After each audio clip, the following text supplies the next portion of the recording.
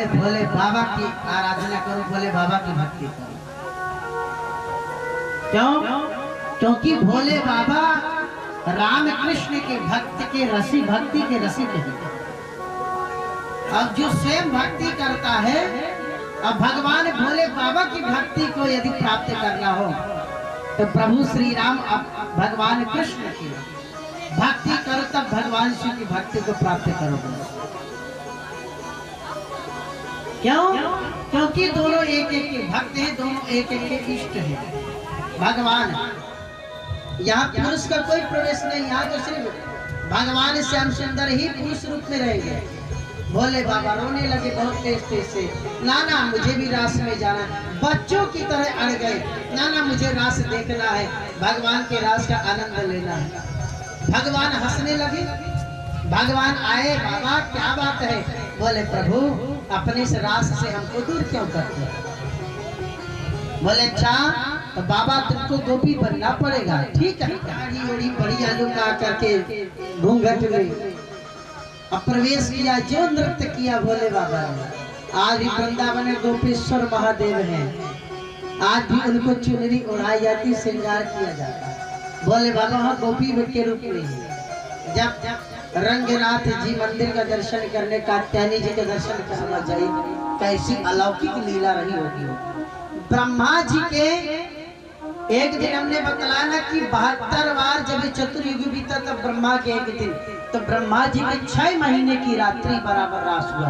देखिए यहाँ गोपियां काम भी कर रही अपने रूप में, संसार का काम चल रहा है, परंतु जो गोपियां वहाँ हैं वो दिव्य रूप में है।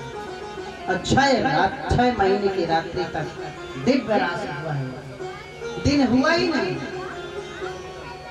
तृणावर्त बकासुर अघासुर सबका विनाश कर दिया। वो भगवान परमात्मा है, अब परमात्मा के हम सब अंश हैं। जैसे शीशा लगा दिया जाए, अपने ही स्वरूप को देखकर के कभी काम जगता है क्या? हम सब तो उन्हीं के रूप हैं भाई। ईश्वर अंश, जीव अविनाशी, वो हमारा अंश, हम सब उनके अंश हैं। इसलिए हमें और भगवान में सिर्फ अंतर जीव रहता। बांसुरी बजाए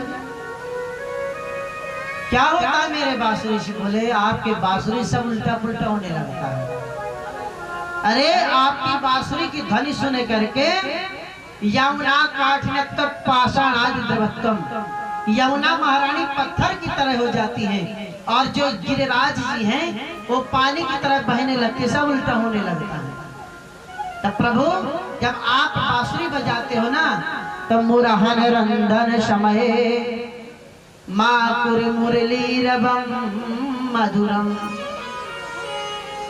जब आप बांसुरी बजाते हो उसी समय हम भोजन पकाते हैं। अब भोजन जब बनाती हैं तो ये सूखी लकड़ियां जैसे ही आपकी ध्वनि सुनती हैं, इनमें पानी बहने लगता है, आग बुझ जाती है और सास गाली देती है, अरे बाबरी कामना न करना पड़े तो लकड़ी में पानी डाल देती हो। इस प्रकार हालत हो जाती, इसलिए बांसुरी मत बजाया। भगवान कहते हैं तुम्हारे कारण हम अपनी बांसुरी क्यों न बजाएं। इस प्रकार आपस में बड़ी सुंदर युगल गीत, युगल का मतलब दो, एक गोपी बैठी दूसरी गोपी सुना रही, ऐसी गोपियों का कईयों झुंड है और बैठ करके आपस में बातें करती हैं। उनका चिंतन ही भगवान का चिंतन है। 24 घंटा उन्हीं की बातें करना, उन्हीं की बातें करना, उन्हीं की बातें करना। सांसारिक प्रपंच में गोपियां कभी नहीं रहती। इस प्रकार उनका जीवन व्यतीत होता है। परंतु जब से नारद जी ने कहा, तब से भगवान की चिंता थोड़ी हुई मथुरा के लिए। और महाराज यहाँ कंस ने एक काम किया, अक्रूर जी को बुलवाया। अक्रूर जी ऐसे हैं जिनको नंद जी भी प्रेम करते हैं, वसुदेव जी भी प्रेम करते हैं। अक्रूर जी को बुलवाया और अक्रूर जी को बुलाकर के कंस ने कहा, देखिए अक्रूर जी, देवकी का 8वां जो पुत्र है वही नंद के यहाँ है, इसलिए वही हमारा शत्रु है, उसको यहाँ ले आइए, मैं उसे मार दूं। अक्रूर जी ने कहा, जिसको आज तक आपने भेजा वो बच के आया लौट कर? क्यों अपने सर पे मृत्यु को बुला रहे हो? आकर के तुमको भी मार देंगे, ऐसे तुम खाते पीते बढ़िया ठीक हो। कंस ने कहा जितना मैं कहता हूं उतना करो। अक्रूर जी ने कहा ठीक है राजन। और महाराज अक्रूर जी तैयार हुए। आज अक्रूर जी अपने सौभाग्य की सराहना करते हैं। हम कितने ही बड़भागी, कितने सौभाग्यशाली हैं। आज हमें भगवान का दिव्य दर्शन करने का सौभाग्य प्राप्त होगा। क्योंकि जब से भगवान जन्म लिए तो गोकुल में 11 साल 56 दिन के भगवान हो गए। अक्रूर जी कंस के रथ को लेकर के चले हैं। कंस का रथ जो बड़ा ही वेग से चलता है। और जैसे ही रथ को लेकर के चले तो भगवान के भाव में इतने विभोर हो गए कि उनको होश ही नहीं आया कि वृंदावन निकल गए, दिल्ली पहुंच गए। इंद्रप्रस्थ, उस समय दिल्ली का नाम इंद्रप्रस्थ था, आज दिल्ली नाम है। पांडवों की राजधानी भी वही थी, इंद्रप्रस्थ। हस्तिनापुर तो ही जब अलग उन्होंने बनाया इंद्रप्रस्थ को। किम मया चरितम भद्रम किम तप्तम परमं तपः किम वाता प्रतेदंतम यद द्रक्षा मध्य केशवम्। आज कितने सौभाग्य की बात है। आज मुझे भगवान के सुंदर दर्शन प्राप्त करने को सौभाग्य प्राप्त होगा। मेरे शुभ कर्मों का प्रताप है। और हिरण का झुंड का दर्शन प्राप्त करना शुभ का प्रतीक है। किसी काम में जाओ, हिरण का दर्शन प्राप्त हो जाए, ये शुभ का प्रतीक है। ओहो, अब तो आज जरूर दर्शन मिलेंगे। महाराज भगवान देखो, भक्त जो है ना, पहले भगवान के चरण का, फिर भगवान के घुटनों का, फिर भगवान के बालों का, नाक का, ओठ का, गाल का, तब ध्यान करेंगे। अक्रूर जी पहले भगवान के कपोल का ध्यान करते हैं, भगवान के गाल कितने सुंदर होंगे, तब भगवान के नाक और आंखों का विचार करते हैं। द्रक्षामि सुकपोल नास्मे प्ररचन्ति वै मृगा। भगवान के गाल कितने सुंदर होंगे, तब भगवान की नाक कितनी सुंदर होगी, भगवान के अधरोष्ट कितने सुंदर होंगे, भगवान की आंखें कितनी सुंदर, भगवान के अलके कितनी सुंदर। इस प्रकार भाव विभोर हो रहे महाराज। देखिए सुबह से चले मथुरा से वृंदावन 40-45 किलोमीटर। शाम को जब काज हो जाती है तब पहुंचे हैं। शाम सुबह के निकले हुए और दोनों निकले हैं। भगवान का दिव्य दर्शन प्राप्त किया अक्रूर जी ने। ददर्श कृष्णम रामं च ब्रजे गोदोहनम गतौ पीत नीलांबरधरौ शरदोदम निरुरीक्षणौ। सुंदर दर्शन प्राप्त किया है। कृष्ण और बलराम दोनों भक्त अक्रूर जी को प्रणाम किया है, उनकी खूब सेवा किया। क्यों? क्योंकि काका लगते हैं। काका का मतलब चाचा, तो काका श्री कहते हैं, काका श्री पधारो। सुंदर पूजन किया, सेवा किया। अब पूछा मथुरा का क्या हाल है? अक्रूर जी ने कहा प्रभु आपसे क्या छिपा है, आप तो सब जानते हैं। जब तक कंस रहेगा तब तक मथुरा कैसे सुखी हो सकते? मथुरा के लोग। और आप चलो, आपको बुलाया है कंस ने, धनुष यज्ञ कराया है और आप चल करके उसे मार दो प्रभु। और आपको मारने के लिए बुलाया कंस ने। अच्छा ये बात है। एक बात कह रहे हैं, आप जो है मैया को मत बतलाना, नंद बाबा को मत बतलाना हमको किस लिए बुलाया जा रहा है। ये कह देना कि वहाँ उत्सव है, नंद जी बाबा को भी ले चलिए। जैसे ही यशोदा मैया ने सुना, को मालूम हुआ कि कोई अक्रूर आया है भगवान को ले जाने के लिए। गोपियों के जैसे प्राण छूट जाए, गोपियां सब दौड़ी और दौड़ करके आपस में बैठे और बैठ करके रोने लगे। विधाता को कोसती हैं सभी गोपियां, राधा जी के चरणों में बैठ करके सब रोती है। विधाता को कोसते, अय विधाता, भगवान के बिना तुम एक क्षण भी नहीं रह पाते, आप कैसे हमसे दूर कर दोगे? अहो विधाता तब ना कुछ दया, संयोज मैत्रा प्रणेन देहिना, ताचा कृताताय व्योनं च पार्थकम, विक्रीडितं तेर्भक्चेष्टितं यथा। अरे विधाता, तू कितना क्रूर है, तू ही अक्रूर बने करके क्रूर काम करने के लिए आया है। और हमारे जो आंखों के, जो हमारे दो नेत्र हैं कृष्ण बलराम, उनको लेने के लिए आए हो। विधाता तू तो छोटे बालकों की तरह तेरा काम है। जैसे छोटे बालक खिलौने को खेलते हैं, जब मन पड़ा तो खिलौने के तोड़ दिए, बस खत्म। ऐसे ही तो प्रेम कराता भगवान से, जब मन पड़ा तो प्रेम को तोड़ देता है, विरह करा देता। इसलिए विधाता तेरा काम तो छोटे बालकों की तरह है। इस प्रकार गोपियां आपस में रोती हैं। राधा जी को मालूम हुआ।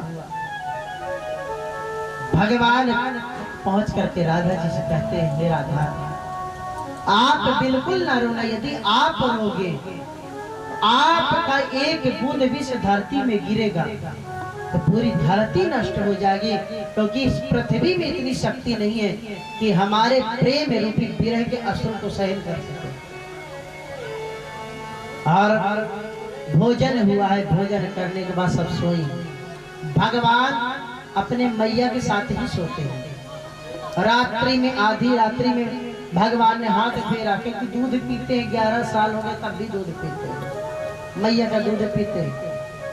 दूध पीने की इच्छा हुई, मैया, यशोदा मैया वहां नहीं है, मैया मैया करके दौड़े हैं, तो एक खंभे में सर टका करके यशोदा मैया बैठी है। माँ का हृदय है, स्वरूप समझ जाता है कि अब जैसे भर बेटा जाएगा तो लौट करके नहीं इतना जल्दी आने वाला। मैया रो रही है। भगवान ने कहा, क्या बात है मैया, क्या रोती है तू? लाला, ऐसा क्यों लगता, जब तू जाएगा तो मुझे दोबारा आएगा नहीं मेरे पास? ना ना मैया, परसों आगमिष्यामि, मैं परसों ही चला आऊंगा। क्यों झूठ बोलता है लाला? मैं तुम्हें वचन दे, तुम्हें परसों ही चला आऊंगा। झूठ बोल दिया भगवान ने। और किसी तरह माँ को मनाया बहलाया। मैया तुरंत माँ मान गई और आकर के प्रातः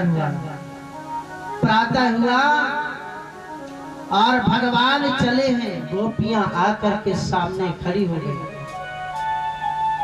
गोपियां आकर के खड़ी हो गई, कुछ गोपियां लेट गई। किसी ने कहा गोपियों से, अरे तुम्हारे ससुर जी खड़े हैं, थोड़ा लाज रख लो। उनका गोपियों ने कहा, जब प्राण ही चले जाएंगे किसकी लाज? गोपियों ने कहा, ठहरे कन्हैया, हमसे ऐसा कौन सा अपराध हो गया है जो हमें छोड़ करके आप जाना चाहते हैं? भगवान ने कहा, गोपियों चिंता मत करो, हम परसों ही आ जाएंगे। राधा जी को ढाढ़स बंधाया, गोपियों को ढाढ़स बंधाया। आज जितने भी 1 करोड़ गाय हैं सब रो रही हैं। गायों ने चारा खाना बंद कर दिया। गायों को आभास हो गया कि अब मेरा गोपाल मेरे पास आएगा नहीं, मुझे छोड़ करके जो जा रहा है। वृंदावन के वृक्ष रोते हैं, वृक्षों की डालियां झुक गई हैं। वृक्ष मानो कह रहे हैं, अब इस ठाकुर का दर्शन नहीं प्राप्त होने वाला। वास्तव में भगवान ब्रज दोबारा नहीं गए। ये तो वसुदेव का पुत्र है, तुम्हारा पुत्र है ही नहीं। आप जैसे यशोदा मैया कमाल, यशोदा मैया कन्हैया कन्हैया कन्हैया करके चिल्लाई है। भगवान रथ से नीचे आए हैं। क्या बात है भैया, मुझे तो आज मालूम हुआ कि तू तो वसुदेव का बेटा, देवकी का बेटा है, तू तो मेरा पुत्र है ही नहीं। मैं तो पढ़ी लिखी नहीं हूँ, मुझे ज्ञात नहीं है। हमने तुमको लुकल में बांधा, मारा है, डांटा है, इसलिए कन्हैया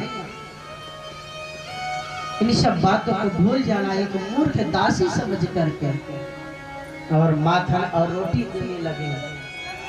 भगवान ने कहा मैया माखन आज तो मैं ले जा रहा हूँ, आज के बाद मैं जीवन में कभी मक्खन नहीं खाऊंगा, क्योंकि जिस दिन माखन खाऊंगा तो तुम्हारी याद आएगी। आशा बनी है कि शायद रथ लौट करके आ जाए। रथ चलने लगा है, ध्वजा जब तक दिखाई दे रही है सब देख रहे हैं। छोड़ वृंदा विपिन कुंज यमुना पुलिन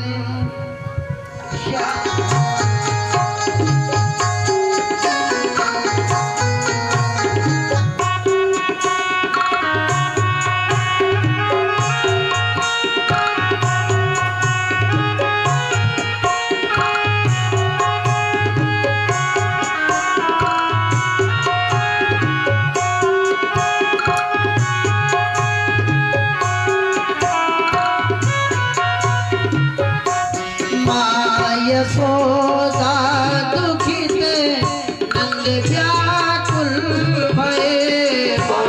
यशोदा दुखित नंद व्याकुल हुए। यशोदा दुखित नंद व्याकुल भये। यशोदा दुखित नंद व्याकुल हुए।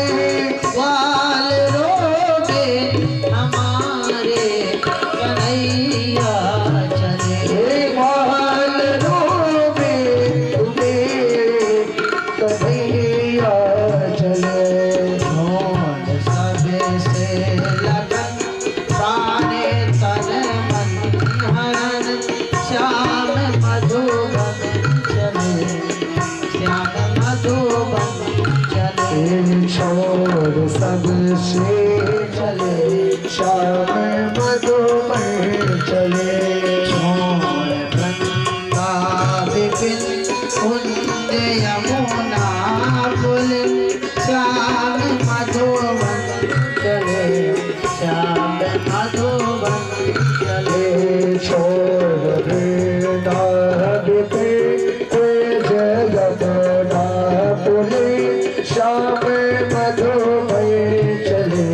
श्याम मधुबन चले।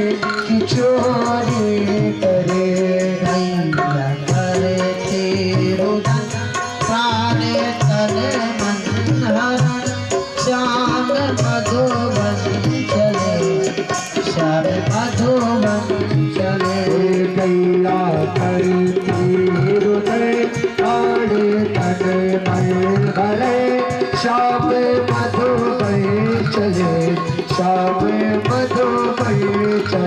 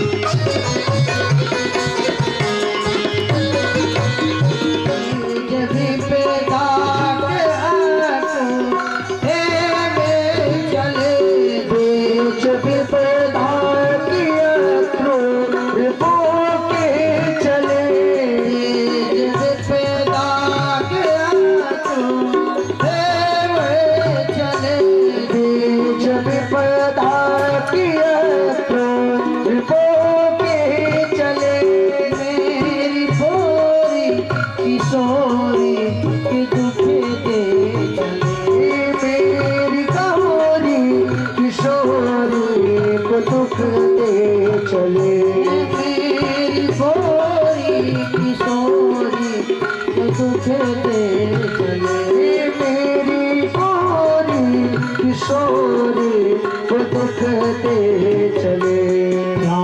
लगाई लगन प्राण तन मन श्याम मधुर। ऐसे नजर को घुमा करके चारों तरफ चल रहे महाराज। जहां इनकी नजर जा रही, जिसके ऊपर नजर लग रही, वही घायल हो जाता है। अरे हमको कृष्ण ने देखा, हमको कृष्ण ने देखा, और बेहोश हो जाती है। धाये ध्यान काम सब भागे।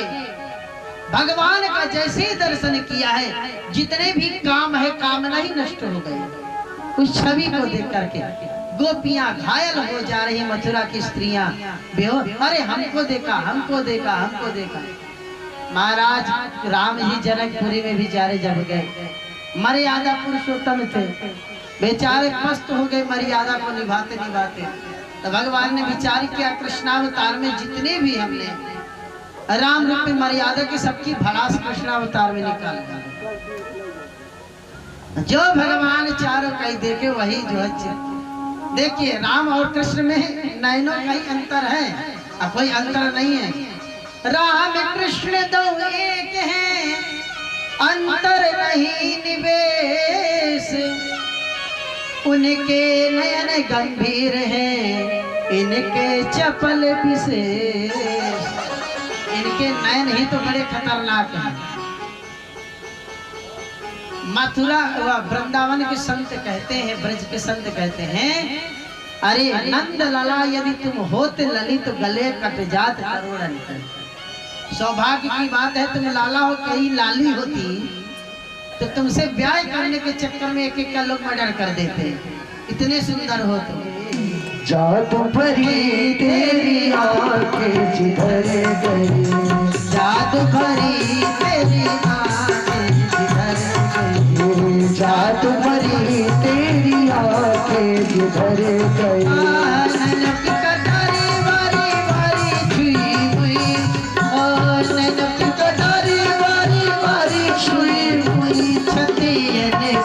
उतर गए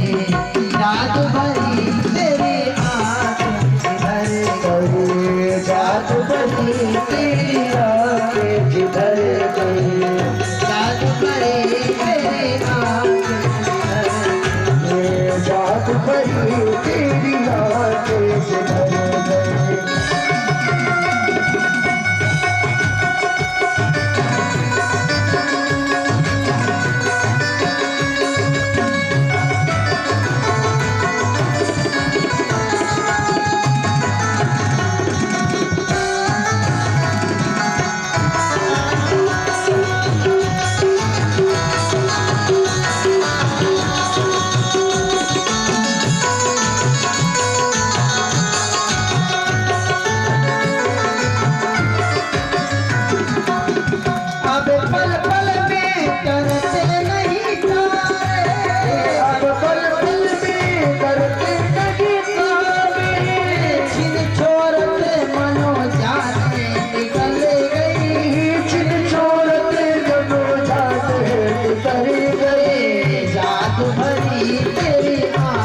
जिधर गई।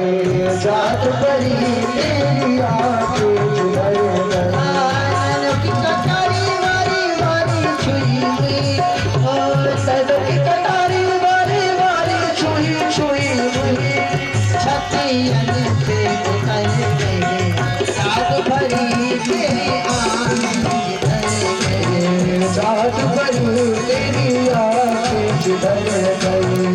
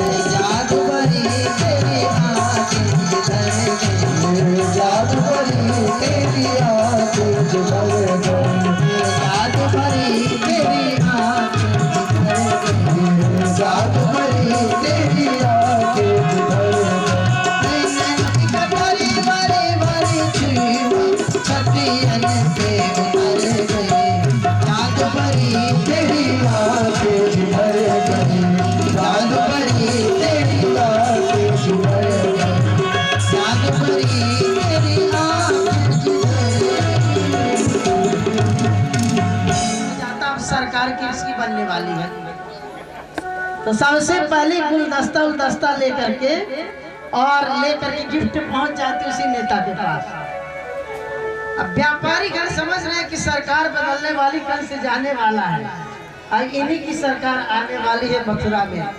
तो पहले से ही भैया हम ये हैं फलाने हैं, समझते रहना हम आप ही के हैं, आप ही की तरफ हैं। तो सब व्यापारी गण भगवान का स्वागत कर रहे हैं। और महाराज आगे बढ़े। अग्रजा दृष्टाया चरवासांसी धौत्यानाथ तमानिचा। एक धोबी कपड़े को लेके जा रहा था कंस के।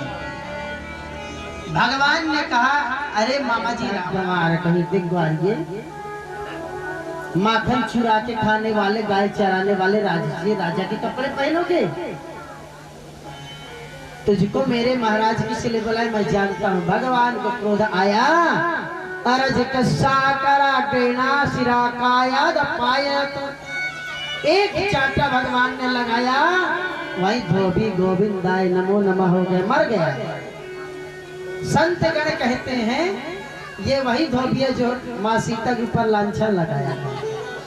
मैं राम नहीं हूँ, उसकी पत्नी रात्रि चली गई थी, आ नहीं पाई थी। मैं राम नहीं हूँ। रावण लेके चला गया तो उसे स्वीकार कर लिया माँ सीता को। मैं तुझे स्वीकार नहीं करूंगा। तो राम जी ने कहा मैं तो राजा हूँ, अब मैं कृष्णावतार में आऊँ तुझे बतलाता हूँ। पुनः धोबी बना करके भेजा है और आज अपनी पत्नी का बदला ले लिया भगवान ने। तो इस प्रकार से भारत अभियान हम ही सभी को सौंप दिया, पूरी रोड साफ हो रही है। तो इतने में एक दर्जी दिखाई दिया, विचित्र वर्ण चेले रावल के रूप तहा। आहा, दर्जी ने देखा भगवान के सुंदर रूप को बुलाया, कपड़ों को काटा, बराबर किया। कपड़े बड़े थे, बढ़िया सुंदर, सबके बराबर हो गए, पहनाया। भगवान ने कहा क्या लोग बनवाई? दर्जी ने कहा महाराज अभी हमने देखा है धोबी को आपने क्या दिया है, इसलिए कृपा करो महाराज, बस आपका आशीर्वाद ही चाहिए, कुछ ना चाहिए। देखिए कितनी कृपा है दर्जियों के ऊपर, भगवान का ही आशीर्वाद है। कपड़ा भले 300 का ना, मतलब 300-400 सिलाई लग जाती है। ये ठाकुर जी की कृपा आशीर्वाद है, मेहनत करते हैं ऐसा नहीं है। तो इस प्रकार आगे भगवान बढ़े। अब ब्रजवासी बोले यदि कोई बढ़िया माला पहना दे तो आनंद आ जाए। वहीं एक सुदामा नाम का माली दिखाई दिया। तथा सुदामा भवन मालाकार जगमतु। सुदामा नाम का माली भगवान को देखा है, अपना सुंदर माला पहनाया, हजान वाले को माला पहनाया और तो डर जाता है। अरे दाल में काला काले छौंका हुआ जीरा भी देखता तो डर जाता है। अरे कृष्ण है ये। ऐसे भय रूपी अनन्य भक्ति हुई, चारों तरफ कृष्ण ही कृष्ण, कृष्ण ही कृष्ण दिखाई देने लगा। प्रातः हुआ, कंस का दरबार खुला हुआ लगा हुआ है। अब देखिए वहां सब कोई पधारे हैं। ये था कि यही कृष्ण को मार देंगे। सब पहुंच गए, भगवान कृष्ण और बलराम बाद में आए। वहीं हाथी खड़ा हुआ था, हाथी अंदर गया। अब देखिए वहां बूढ़ी माताएं हैं, बड़े बड़े ज्ञानी पुरुष हैं और वहीं नई युवती स्त्रियां हैं, ग्वाल वाले हैं और वहीं कंस भी बैठा है। भगवान को जो भाव लेकर के भगवान से जिस प्रकार भाव रखा उसी प्रकार भगवान को देख रहे, उसी भावना से भगवान को देख रहे हैं। और भगवान पधारते किस प्रकार सुंदर, कहते हैं कि मल्लानम असनरणिनम नरवरः स्त्रीणाम स्मरो मूर्तिमान गोपानां स्वजनो सतां क्षितिभुजां शास्तासु पित्रो शिशु मृत्युर्भोज पतिर्विराट विदुषाम तत्तम परम। चाणूर और मुष्टिक सामने आकर के भगवान को ललकारते हैं, तुम बड़े पहलवान हो तो आओ हमसे मल्लयुद्ध करो। भगवान ने कहा अरे आप लोग इतने बड़े बड़े मल्ल पहलवान हो, मैं छोटा सा बालक 11 साल का, क्या मैं युद्ध करने लायक हूँ? मल्ल पहलवान करने वाला, मल्ल युद्ध करने वाला थोड़ी हूँ। यहाँ चाणूर कहते हैं न बालो न किशोरस्तम बलस्य बलिनांबरः। तुम न बालक हो न किशोर हो, तुम तो बलवानों के बलवान हो। इसलिए तुम आ करके मल युद्ध करो। भगवान ने कहा ठीक है। और महाराज मल युद्ध प्रारंभ हुआ है। मल युद्ध प्रारंभ हुआ, कंस का मुकुट गिर गया, कंस के बाल को पकड़ करके भगवान सिंहासन के नीचे घसीटे हैं। कंस के कष्ट हुआ, कंस ने कहा रुक जाओ कष्ट हो रहा है। बाल को कोई खींचेगा तो बड़ा कष्ट होता है, धीरे से धीरे धीरे, बड़ा दर्द हो रहा है। भगवान ने कहा मामा जी आज दर्द हो रहा है, जब तुम मेरे माँ देवकी के केस को पकड़ करके रथ से नीचे गिराया था तलवार से मारने के लिए, क्या मेरे माँ को कष्ट नहीं हुआ होगा? जाके पग नहीं फटाई बीमाई, सो का जाने पीर पराए। जिसके तुम मेरे रूप को देखो, और भगवान ने एक मुक्का मारा है, वही कंस की मृत्यु हो गई। और कंस के प्राण भगवान के चरणों में समाहित हो गए। भगवान जाकर के माता पिता को जेल से छुड़ाया है, और माता पिता को जेल से छुड़ा करके ले आए हैं, और उग्रसेन जी को पुनः छुड़ा करके राजा बनाया है। और ले गए हैं अवंतीपुर, जिसको अवंतिका कहते हैं, किसे कहते हैं? उज्जैन को कहते हैं। भगवान उज्जैन पढ़ने के लिए गए हैं, वहीं संदीपन मुनि जी का आश्रम, संदीपनी आश्रम। संदीपनी जी ने सुंदर ज्ञान दिया है। महाकाल की नगरी में गए पढ़ने के लिए। जब आप महाकाल का दर्शन करोगे, अब वहां से जब आप जाओगे काल भैरव का दर्शन करने के लिए, बीच में आश्रम मिलता है संदीपनी जी का, तो वहां भगवान पढ़ने के लिए गए, और स्वल्प काल में वही सुदामा जी से मित्रता हुई। पढ़ करके लौट करके आए हैं। लौट करके भगवान तो जरूर आए, बात तो महाराज का चित्त नहीं लगता है। भगवान बैठे रहते हैं, और बैठ करके ब्रज की ओर, जिस कमरे में है खिड़की है, वहां उसी ओर देख करके रोते रहते हैं। देवकी मैया भोजन लेकर के गई, जैसे ही माखन को देखा और रोने लगे। मैया ने पूछा क्या? कहा हमने तो बचपन में पाला नहीं, क्या कारण है हमसे बताएगा नहीं कृष्ण ने? तो किसको भेजा? उद्धव जी को भेजा भगवान के पास। उद्धव जी कितने बड़े विद्वान हैं। वृष्णीनां प्रवरो मंत्री कृष्णस्य दैतः सखा, शिष्यो बृहस्पते साक्षात्, उद्धवो बुद्धि सप्तमः। बृहस्पति के साक्षात शिष्य हैं, बड़े विद्वान उद्धव जी। उद्धव जी आए हैं भगवान के पास। कन्हैया क्या बात है, क्यों रोते हो? उद्धव क्या बताऊं, मैं झूठ बोल करके माँ से आया हूँ। यशोदा मैया मुझे कितनी कोसती होगी कि जिस बेटा को हमने इतना बड़ा किया, खिलाया पिलाया, प्रेम किया, वो मुझसे झूठ बोल करके गए। गोप गोपियां मुझे कितना उलाहना देते हुए, राधा जी मेरी याद में किस प्रकार तड़पती होंगी, क्या मुझे भी याद करते होंगे वो लोग? ब्रज बिसरत ना। हे उद्धव, ब्रज मुझसे नहीं भूलता, जाओ ना। भगवान ने कहा, उद्धव जी ने कहा ठीक है कन्हैया मैं जाऊंगा। और महाराज आए हैं, भगवान तैयार हुए जाने के लिए, पत्र सबका लिखा है।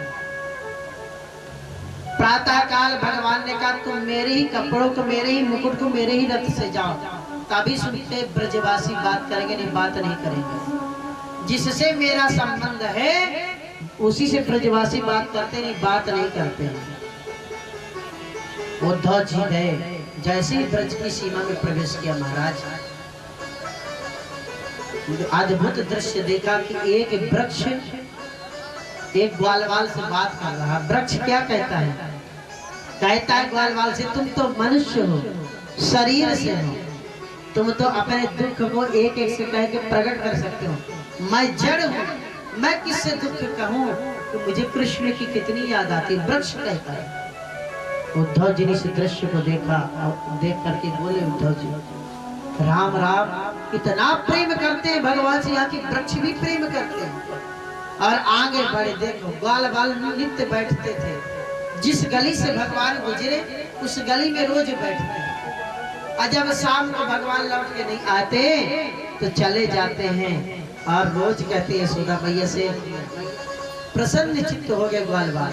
परंतु जब रथ से कोई उतरा नहीं तो समझ गए ये तो कन्हैया अपना नहीं तो कूद पड़ता रथ से। पास में गए, उद्धव जी ने प्रणाम किया। उद्धव जी ने कहा मैं प्रणाम करता हूँ ग्वालवालों आपको, मुझे नंद जी का महल का रास्ता बतला।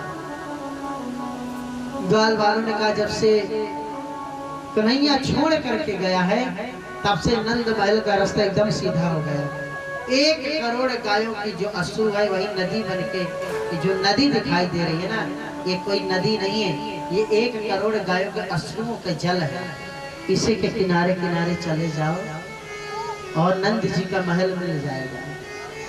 उद्धव जी गए, यशोदा मैया को कम दिखाई देना बंद हो गया है, इतना रोई है कि रोते रोते आंखों में दिखाई देना बंद हो गया है।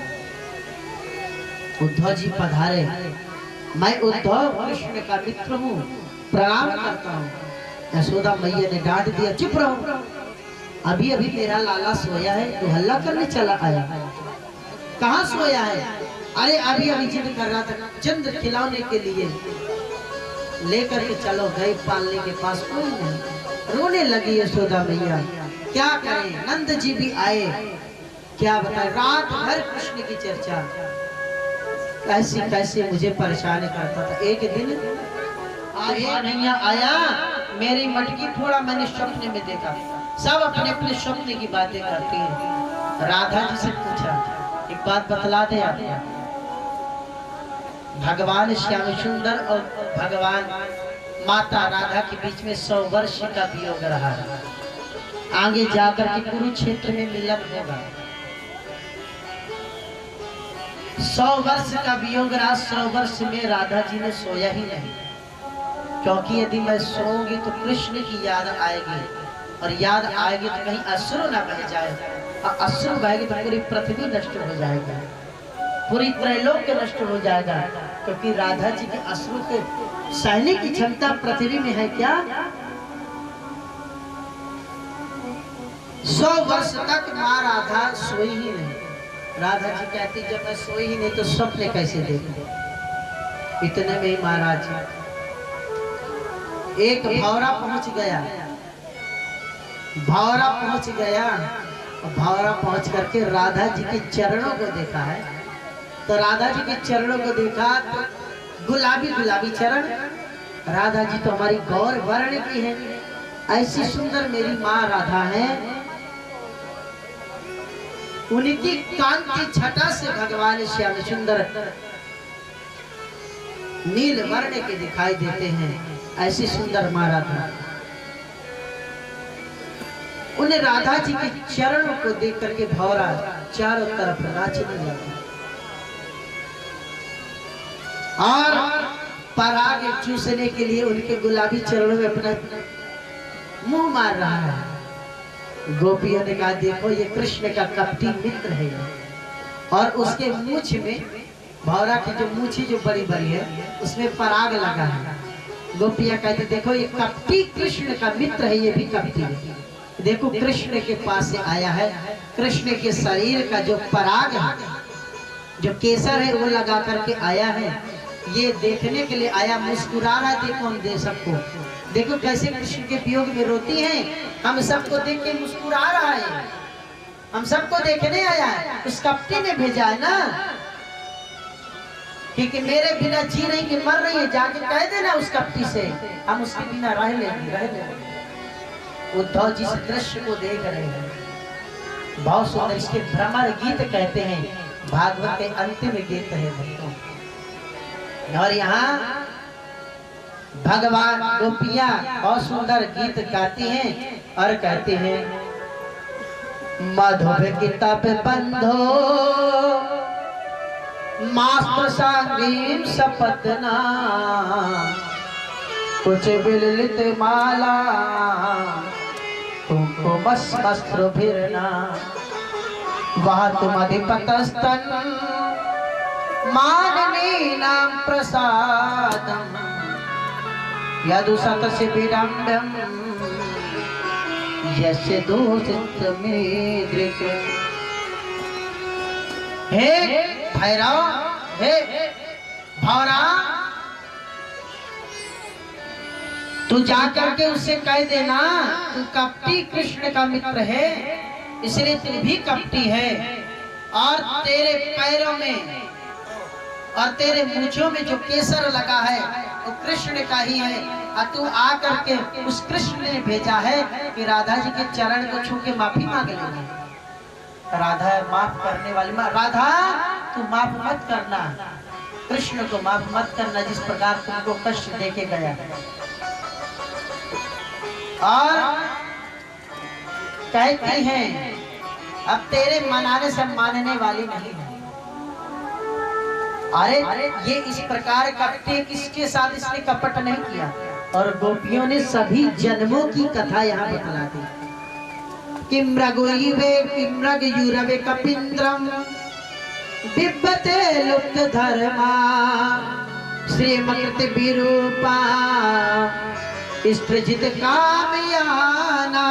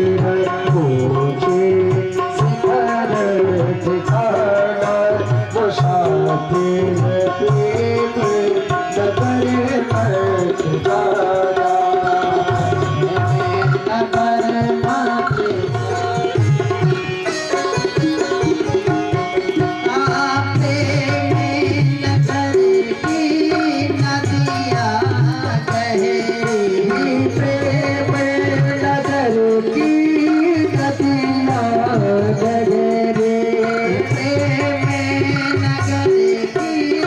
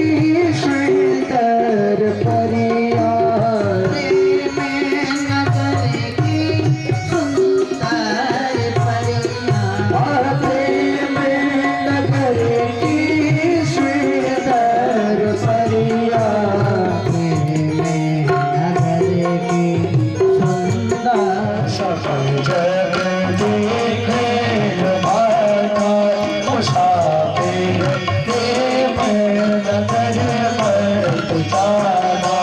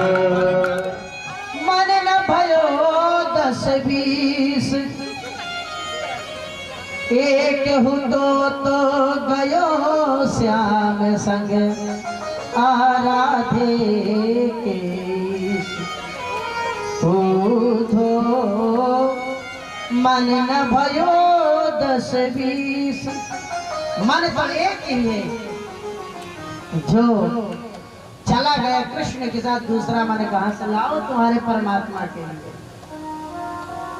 और जिसको तुम ये सोचते हो कि हम उसके लिए रोते हैं, वो हमें छोड़ के नहीं जाते तो सदैव हमारे साथ कहाँ है दिखलाओ। महाराज लगे अष्ट रास हुआ और भगवान अंतर्धान हो गए। गोपियों ने कहा इसलिए रोते हैं, ये आता है और जैसे हम आनंद लेने लगते हैं गायब हो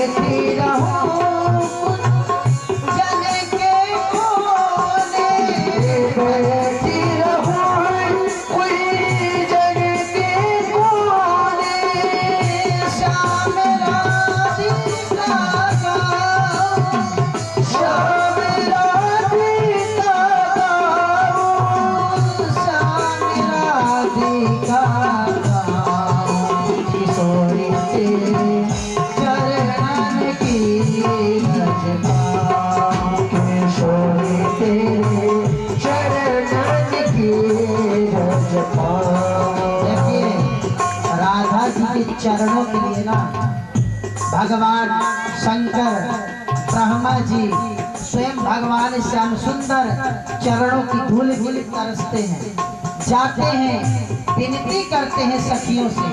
आज भी आप देखिए गोकुल से और बरसाने के बीच में एक रास्ता है,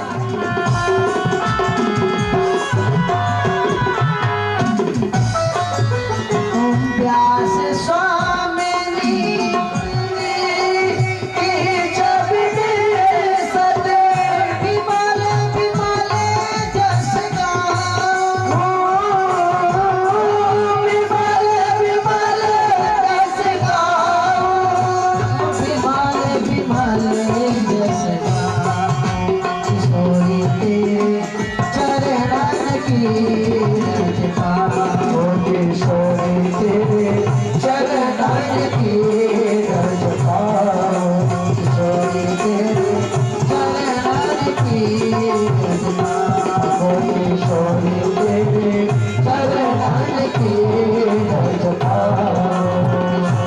तेरे चरण की तदीयता कहते हैं, तदीयता। भगवान से इतना प्रेम हो गया कि हम भगवान को अपना बनाना चाहते हैं, इसको त्वदीयता कहते हैं। और एक होती मदीयता। मदीयता का मतलब आप मेरे हो और मैं आपका हूँ, और तीसरा कोई हम दोनों के बीच में नहीं है। ये भगवान की अनन्य भक्ति से कहते हैं। यहाँ रुक्मिणी जी ने यही कहा, प्रभु मैंने आपको देखा नहीं और आपके गुणानुवाद को सुन सुन करके आपसे प्रेम हो गया, इसलिए मुझे आप स्वीकार कर दो। शेर का भाग यदि गीदड़ ले जाए तो अच्छा नहीं होता है, और मैं आपके हूँ। 10,000 सैनिक लगे रहेंगे मुझे सुरक्षा में, मैं अभी से बता दे रही हूँ। आप इस प्रकार व्यवस्था होकर के आना, पूरी व्यवस्था बतला दिया है। और यहाँ भगवान ने कहा, भगवान ने क्या कहा? भगवान ने कहा यही गति तो मेरी है ब्राह्मण देवता, जो गति रुक्मिणी जी की है। भगवान ने क्या कहा? तथामपि तच्चित्त निद्रं च न लभे निशि वेदां रुक्मणा द्वेषा ममोद्वाहो निवारितः। अरे भगवान कृष्ण कहते हैं, जब से मैं रुक्मिणी के बारे में सुना हूँ, मेरी भी गति वही है। रात को नींद नहीं आती, निद्रा च लभे निशि, रात को नींद नहीं आती है, और मैं रात भर चिंतन करता रहता हूँ। इसलिए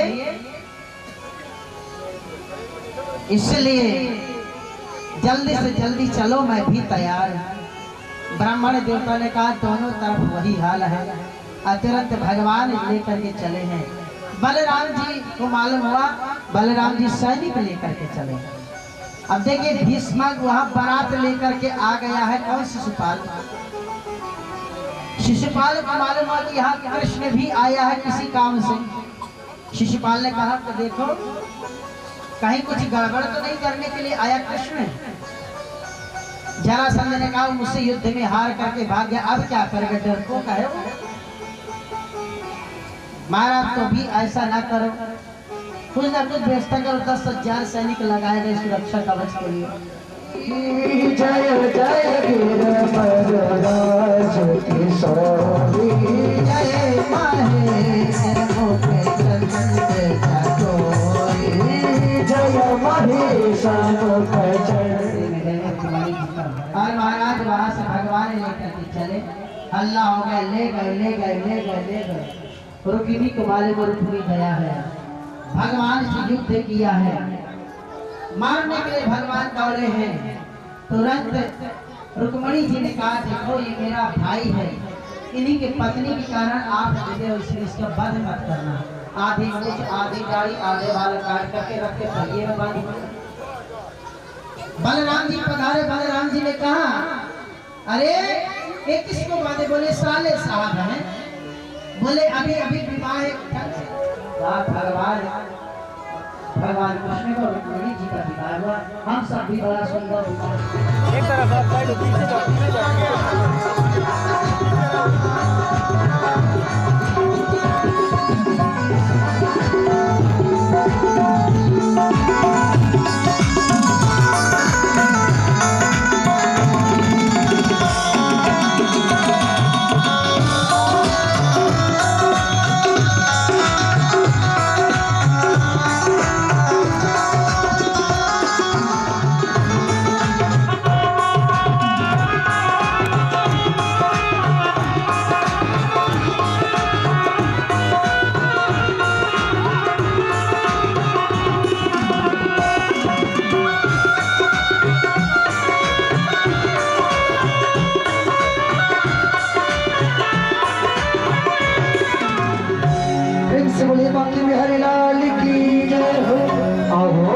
सखियों मुझे मेहंदी लगा दो, मेहंदी लगा दो मुझे ऐसी सजा दो, मुझे श्याम सुंदर की दुल्हन बना दो, मुझे श्याम सुंदर की दुल्हन बना दो। मेरी सखियों मुझे मेरी